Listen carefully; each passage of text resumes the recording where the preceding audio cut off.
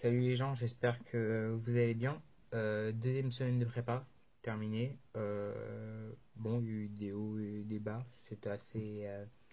Le travail a encore augmenté, la charge de travail. Euh, L'école vont bientôt arriver. Donc, on sent qu'on commence vraiment à être en prépa, même si on sait qu'on a fait que 2 semaines. Bref, ce matin, j'ai eu mon tout premier DS de prépa. 2 heures de DS de physique sur les incertitudes et les oscillateurs harmoniques. C'était compliqué. C'était vachement compliqué. Il y a peut-être un exercice que j'ai presque bien réussi. Je crois que j'ai fait une grosse erreur sur la formule d'un cylindre. Donc autant dire que c'est pas une grosse réussite ce DS. C'est la première fois que je me dis que si j'ai entre 5 et 10, je suis content. Et après aussi, il faut voir le classement que j'ai. Tu vois, j'ai pas envie d'être dans les 46 dans notre classe. Dans notre classe, j'ai pas envie d'être dans les en dessous de 30 quand même. En dessous de 30, ça serait un peu dur. Sinon, cette semaine, on a fait les complexes en maths. Donc, très bon chapitre. Enfin, j'ai bien aimé, puisqu'il y a plein de trucs dont on entendait parler en terminale, mais on n'avait pas encore les notions pour aller plus loin. Je trouvais ça vraiment passionnant, comme l'exponentiel, le non complexe, des trucs comme ça. Donc, j'ai bien aimé. On a eu un DM sur les sommes trigonométriques, un peu de coefficient binomial. On a eu notre programme de colle, donc notre coloscope. J'ai mon trinôme, donc je suis content de mon trinôme. Je pense qu'on va bien bosser ensemble. La semaine prochaine, j'ai colle de maths et colle de physique qui s'enchaînent. Donc mercredi, 15h, 16h. Maths puis physique.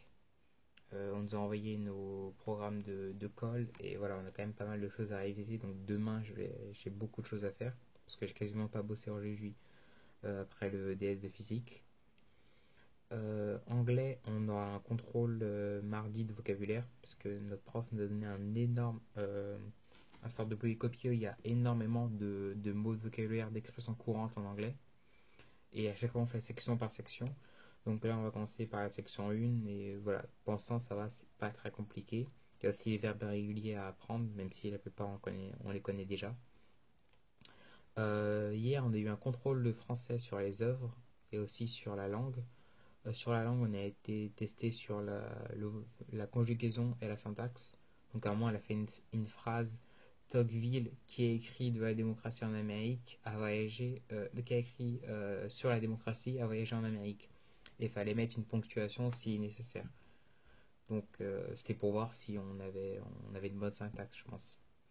On avait aussi une question: présenter les personnages principaux de chacune des œuvres, à part de la démocratie en Amérique, et pour chaque auteur dire quelles sont les forces et les faiblesses qu'ils décrivent de la démocratie qu'ils décrivent dans leurs œuvres. Donc je sais pas à quoi me tenir, bref. J'ai décidé d'arrêter l'espagnol. On court mardi et voilà, je trouve ça assez relou.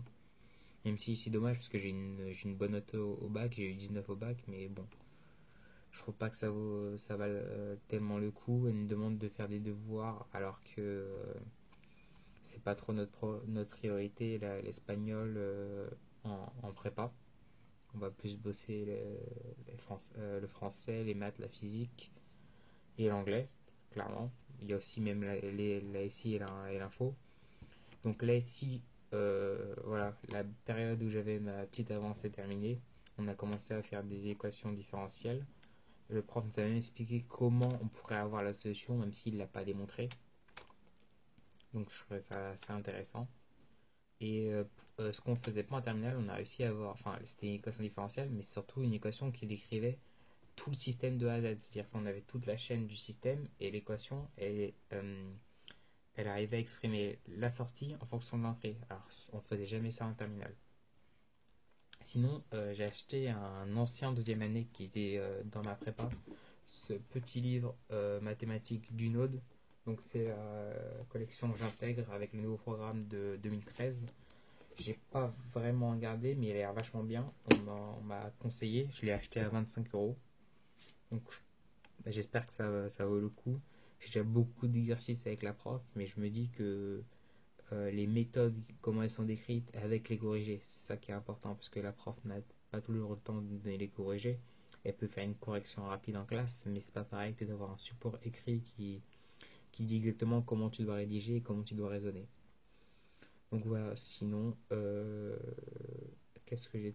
La semaine prochaine, j'ai DS de maths sur les calculs algébriques, les nombres complexes et peut-être le prochain chapitre qu'on va faire, je sais pas, peut-être qu'on va faire la logique parce qu'on n'a toujours pas fait la logique. Elle avait décidé de ne pas commencer par la logique pour que et de faire à la place les calculs algébriques et les sommes parce que elle considérait que c'est des choses essentielles pour l'année. Donc je pense que finalement c'était pas un si mauvais choix parce que on va en manipuler tout le temps dans l'année, donc autant faire dès le début. Et on a Col, voilà, Col, DS, c'est les grosses dates butoirs de cette semaine. Bref, j'espère que pour vous ça va très bien. N'hésitez pas à dire en commentaire comment se passe votre expérience en prépa.